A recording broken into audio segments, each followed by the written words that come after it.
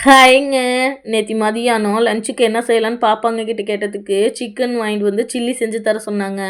ஆனா வந்து நியூஸ்ல வந்து பார்த்தோம், பறவை காய்ச்சல் பரவுது அப்படின்னு சொல்லியிருந்ததுனால, சிக்கன்லாம் வேண்டாம், முட்டை சிக்கன்லாம் இப்போதைக்கு கொஞ்ச நாளைக்கு வேண்டான்னு அவங்க அப்பா சொல்லிட்டாங்க. சரி வேற என்ன வாங்கலான்னு யோசிக்கும்போது, மட்டன் சாப்பிட்டா அவங்க அப்பாவுக்கு அவ்வளவா சேர மாட்டேங்குதுன்னு சொல்றாங்க. அதனால சரி சிக்கன் வேண்டாம், மீன் வாங்கிக்கலாம் அப்படின்னு சொல்லி மீன் வாங்கிட்டு வந்தாங்க. செய்யலாம் அவங்க அப்பா வாங்கிட்டு வரதுக்கு போயிருந்தாங்களா, அப்போ வந்து என் தங்கச்சி வந்துட்டாங்க. என் தங்கச்சி வரவும் பாப்பாங்கலாம் வந்து என் தங்கச்சி கூடயே கிளம்பிட்டாங்க.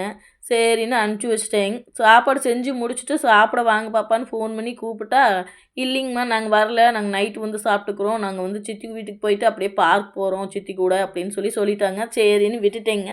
அப்புறம் நைட்டு போய் பாப்பாங்களெல்லாம் கூட்டிகிட்டு வந்துட்டு சாப்பிட சொன்னா, எனக்கு சாப்பாடு வேண்டாம்மா எனக்கு தோசை ஊத்தி தாங்க அப்படின்னு சொன்னதுனால, தோசை தாங்க ஊத்திக்கிட்டு இருக்கிறேன். மீன் பொரிச்சு பாப்பாங்களுக்கு ஆளுக்கு 2, 2 பீஸ் சாப்பிட குடுத்துட்டேங்க. தோசை ஊத்தி குடுக்கணுங்க. பாப்பாங்களுக்கு சாப்பாடே பிடிக்க மாட்டேங்குதுங்க. தோசைன்னா கூட இட்லியும் பிடிக்கிறதில்ல அவ்வளவா. இட்லி ஊத்துனா கம்பல் பண்ணி குடுக்க வேண்டியதா இருக்கு. தோசைன்னா கூட சாப்பிட்டுக்கிறாங்க. சரின்னு தோசை ஊத்திட்டுருக்கேங்க. பாப்பாங்களுக்கு வந்து இந்த மாரி கோல்டன் கலர்ல தோசை இருந்தா தாங்க ரொம்ப பிடிக்கும். அதனால தான் கோல்டன் கலர்ல 2 தோசை ஊத்தியிருக்கேங்க.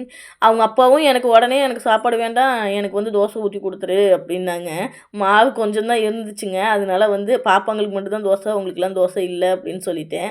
அப்புறம் வந்து பெரிய பாப்பா சொன்னா, "இல்லம்மா அப்பாவுக்கே தோசைய குடுத்துருங்க. நான் வந்து சாப்பாடே சாப்பிட்டுக்கிறேன்னு" சொன்னதுனால, அவங்க அப்பா தோசை சாப்பிட்டாங்க. பாப்பா வந்து சாப்பாடு சாப்பிட்டுட்டாங்க.